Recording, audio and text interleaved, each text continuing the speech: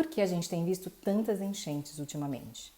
Na verdade, não é só ultimamente, todo verão acontece isso. Todo mundo sabe que o Brasil é um país tropical e no verão chove muito, sempre choveu. Em 1929, por exemplo, teve uma cheia no Rio Tietê que sem precedentes e não teve outra como aquela até hoje. Então, não é só a culpa do aquecimento global, não é essa a verdade. As ilhas de calor formadas pela cidade intensificam essas chuvas? Claro que sim, mas a principal razão dessas enchentes que acontecem é a impermeabilização do solo de forma indiscriminada, né? Hoje em dia a gente vê tudo é asfaltado, as ruas são asfaltadas, não tem mais paralelepípedo. Não estou falando para voltar tudo ao paralelepípedo, tá? Mas vamos fazer só uma análise aqui. A gente vê cada vez mais áreas impermeabilizadas, não tem por onde essa chuva ser escoada. Para você ter uma ideia, em São Paulo, 80% da chuva não consegue ser escoada, só 20%. Para onde vai toda essa água, né? Ela fica. E para vocês terem uma ideia, numa floresta, por exemplo, é o oposto. 80%, quando chove assim intensamente, 80% da água consegue ser absorvida pelo solo.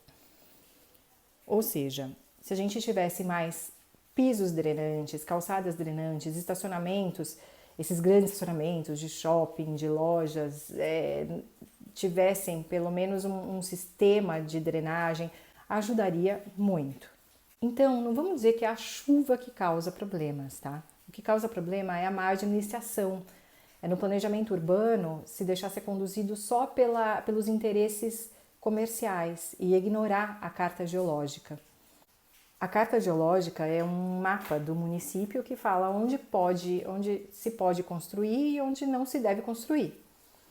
E mesmo assim, onde se pode construir, as construções têm que ocorrer de maneira adequada tecnicamente, né? Por exemplo, uma encosta, existem técnicas para isso, para não acontecer acontece uma chuva intensa, vai tudo abaixo.